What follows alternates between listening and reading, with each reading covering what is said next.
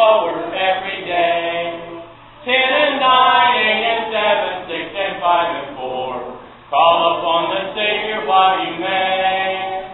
3 and 2, coming through the clouds again real soon. The countdown's getting lower every day. Count real loud. 10, 9, 8, 7, 6, 5, 4, 3, 2, 1. We're back in time. Did everyone make it? Is everyone back in time? Did we leave anyone behind? Okay.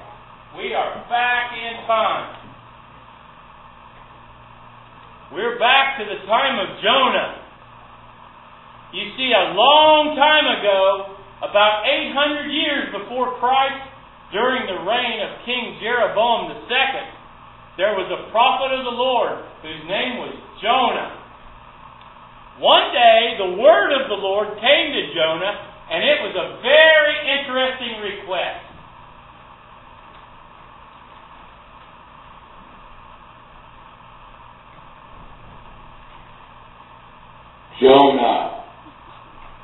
Jonah, I want you to get up and go to the city of Nineveh, that very great city, and preach out against it.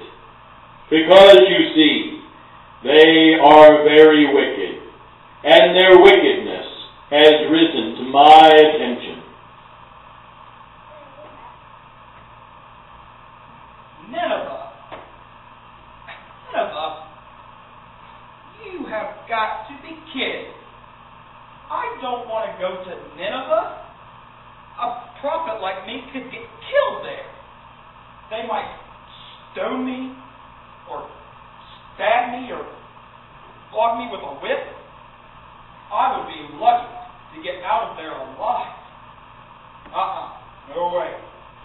I am not going to Nineveh. Wait. There has got to be a way out of this. How? After all, it is God who is sending me there. There just has to be a way. I know. I have to get as far away from here as possible. I know. I'll go to Tarshish. That's where I'll go. Lord won't find me there. Tarshish is very far away. It's the farthest away from Nineveh you can get. Maybe if I go there, the Lord will forget about this whole Nineveh thing. Excuse me. Do you know where I can get a boat ride to Tarshish? I believe that a boat's heading out of Joppa to Tarshish. Yes, and if you hurry, you can get there tonight. Thank you. So Jonah thought he could run away from the Lord and hide from him. So he headed down to Joppa where he could catch a boat to go to Tarshish. You know, something tells me this isn't going to go too good for Jonah. What do you folks think? Well, let's see what happens as Jonah tries to get a ride in Joppa.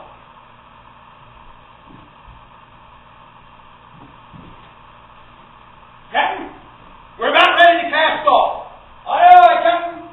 Everything's ready to go. We're supposed to have good weather and smooth sailing for our trip to Tarshish tonight. Boy, is he in for a surprise. Okay, let's get ready to cast off. Captain, I have to get to Tarshish. May I come aboard your fine sailing machine? My good man, this is a merchant vessel, and we are loaded to the hilt. We nearly have room for, and how may I put this kindly, a man as robust as you. Captain, I have to get to Tarshish tonight. It's a matter of life and death. I have to escape the sight of my God. I don't know, son. I'll pay you anything you want. I'll pay anything within reason. You know, Skipper, you've been talking about wanting that new anchor for the ship. This might just be a way to finance that. And besides, I think I can make some room down below for the guy. Well, okay. Come on, boy. So Jonah and the captain decided on a fair price, and Jonah paid him, and he got on board his ship for Tarshish.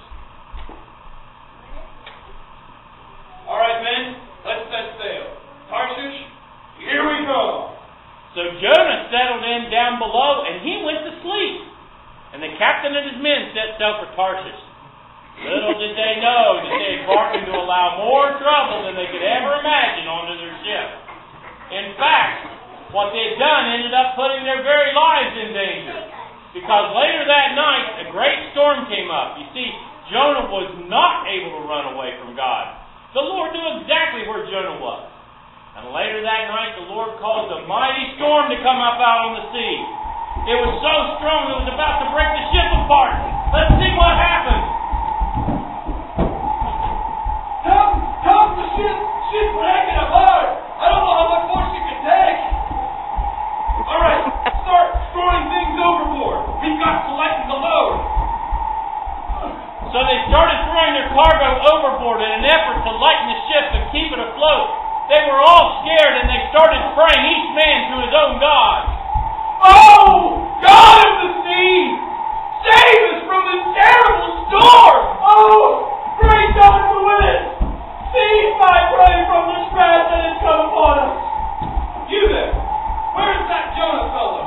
We need him to come up here and pray to his God that he might save us from this terrible storm. Jonah! Hey, you, Jonah! Come up here!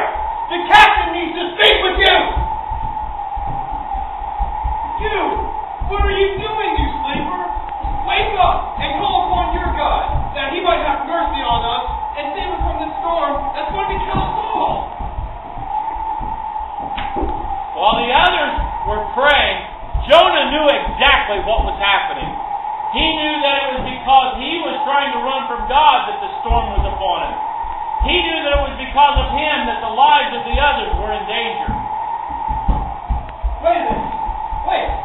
This terrible storm has to be because of one of us here. I agree. We need to cast lots to see who is the reason for this terrible storm that is about to take our lives. So they cast their lots, and the lot fell on Jonah. Oh, so it's you. So tell us, why have you caused this storm that's about to take our lives? Who are you, and what are you doing? I'm a Hebrew, and I'm the follower of the true God, the God that made the land and the sea.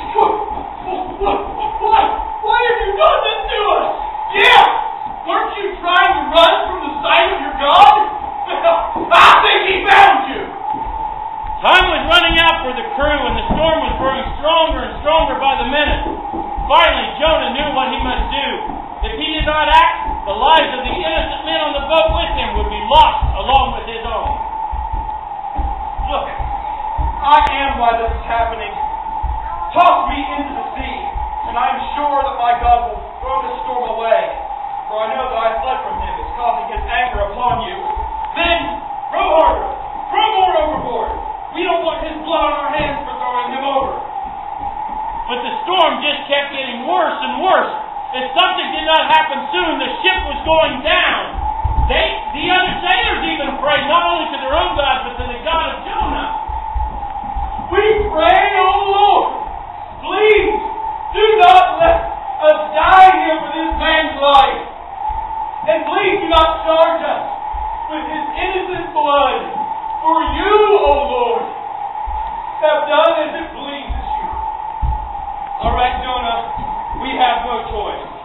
Throw it overboard! So they threw Jonah into the ocean just as he told them to do. And then an amazing thing happened. The Lord had prepared a great fish to swallow Jonah. Look! Look! A great fish! It's swallowing